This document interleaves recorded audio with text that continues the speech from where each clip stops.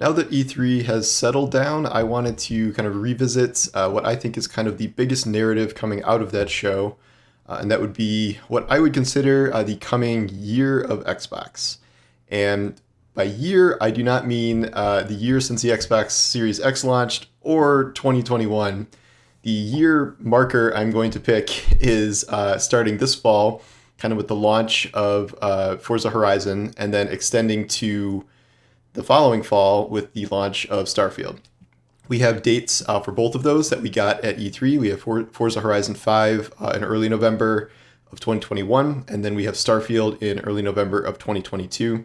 And also in that time, we are going to have the major launch of Halo Infinite, which was delayed from the Series X launch window last year, but now should show up sometime this fall. Could be before then, could be in October or something, or it could be in late November.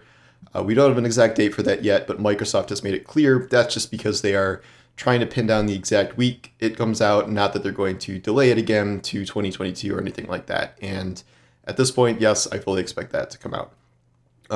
This is going to be an absolutely huge year for Xbox, potentially, kind of assuming everything goes according to plan. I would think that this is probably going to be the biggest year for the Xbox brand in a very long time, in like maybe a generation and a half. Xbox is not really known as a company or as a brand that has kind of stacked release dates where they have so many kind of coveted games come out in a short period of time. But in that year, that November to November, they will have at least those three, plus a bunch of other ones. They are trying to release kind of major things every quarter, and then they're adding a bunch of stuff to Game Pass kind of all the time.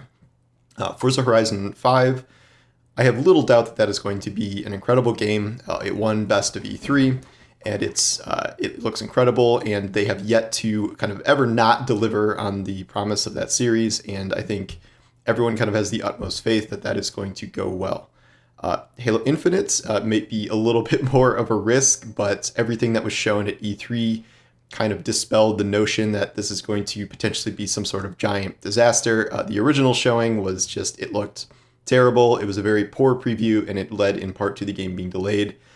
They have taken a lot of time to polish it up, and it looks great now.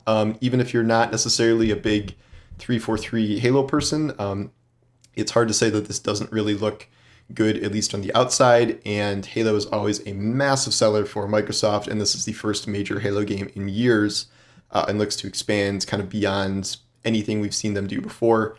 Halo Infinite is meant to be kind of a launch platform for all future Halo titles, kind of based on this more open world and kind of expanding multiplayer idea.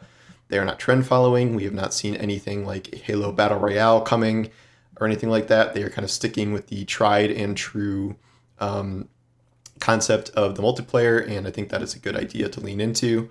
And then the following year, the major release will be Starfield, which is the Bethesda IP that is brand new. We know pretty much nothing about it other than a short preview trailer that we got during E3. We can joke about Bethesda and their bugs and, kind of missteps with Fallout 76 and stuff, but if you're a betting person, the smart odds are that this is probably going to be a pretty big game. It's something that Bethesda has been working on for probably at least a half a decade now. It's something they've been trying to make for a lot longer than that. They said they wanted to keep doing sci-fi, but kind of take a break from the Fallout universe, and this is the end result of that. Some people were predicting it was going to come out this year, but as you can see, that would have made this holiday window a little crowded for Microsoft, given the kind of amount of large games they have coming out. So I think Starfield being Xbox's holiday release for 2022, and knowing now that this is for sure an Xbox exclusive, meaning it will only come to Xbox and PC and not PlayStation, that is going to be a big deal for them. And I think we have to assume that given the past impact of games like Fallout and the Elder Scrolls series, a new entry of which is still to come, that this is probably going to be a massive new IP for Microsoft, barring any sort of calamitous meltdown in the vein of, an Anthem or a Cyberpunk 2077.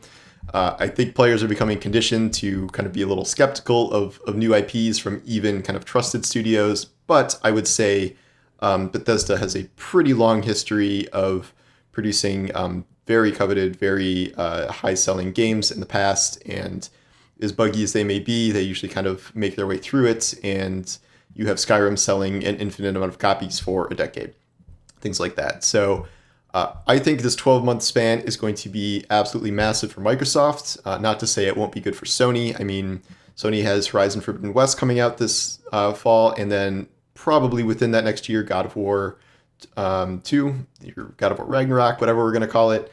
But Sony is kind of used to having years like this. Like they are very good about spreading out major releases and producing high quality first party hits. But that is not something that Microsoft has done to this point very often. And to get 3 potential hit games within the span of a year on Xbox Series X would be, and all launching, on Game Pass as well. So that is something that stands apart from Sony, where they will be launching their games as $70 standalones. So this has the potential to be one of the biggest years for Xbox I can remember if everything goes according to plan. I think Horizon is almost a guarantee it will go well. Halo Infinite and Starfield maybe a bit more risky, but I guess we'll see what happens. But I am certainly looking forward to seeing all of these games in action, and I have a feeling that this is going to be a very good year for Xbox, and we will see kind of this narrative about the last generation and Xbox One and their lack of first-party games kind of turn around very quickly as Microsoft starts to roll these out here.